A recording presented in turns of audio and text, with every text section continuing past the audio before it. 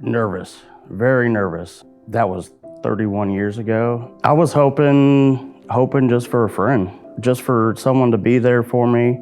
Growing up without a father, he kind of sat in the father role. He was 9 years old, and so I think that certainly it'd be easy for him to be nervous and not sure of what was getting ready to happen. I'd talked to his mom before picking him up for our very first time, and she told me that he was nervous and uncertain. And I think at that point in Chris's life, he had a difficult time trusting men. That was one of the first challenges that we had. To be honest, there wasn't just one difficult time. There were tons of difficult times. You know, we met when I was 9. Could always go to him to talk to if I needed advice or needed help. Anything I could go to Dick for. I've seen Chris change in a number of ways. Even when he was young, he had a mature attitude, but he also knew how to have fun. But one thing that I've watched Chris develop is a sense of responsibility. He owns his actions, and that's fun to see. Dick's got quite a few qualities that are really important to me. I think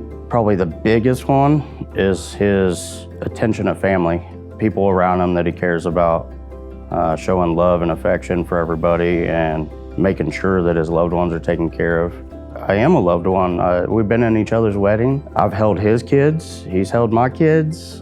We're definitely a family. We were on our patio at our home, and at the time, Chris was serving in the Middle East. We were having a birthday celebration on our patio, and around the corner walks Chris in his military uniform on leave. I was prompted to show up because it's my family. The things you miss while you're overseas the most are family. By that time, we were locked in. He couldn't get rid of me. I don't even consider what my life would have been without Dick. We've been together for so long that I couldn't imagine it, honestly. We've been to a lot of basketball games, football games, wrestling tournaments. Everything. Hiking trips, scouting trips. Yeah. It makes you feel safe and secure and loved, for sure. One of the things that you develop over that period of time is a relationship. I would go to his family events, he would come to my family events, and it gave a different perspective. It's made my life richer, and it's just great to see the man that he's become, 30-some years later, from that 9-year-old boy.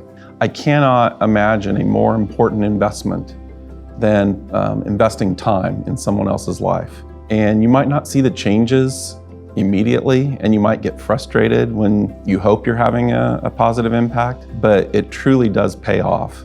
And whether that match lasts for a year or 5 years or 30 years like ours, it is far more rewarding than many things that you can do in life. What I would say to people out there considering mentoring is it's a small but rewarding investment. A couple hours a month. You don't even have to spend money if you don't have it. So many people just looking for a friend.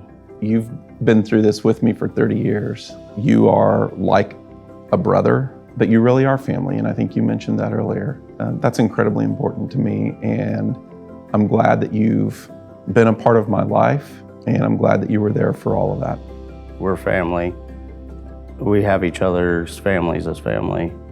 I appreciate the years of friendship and mentorship, all the love that you and your family have sent towards me. I'm proud to call myself your little brother. I'll never stop.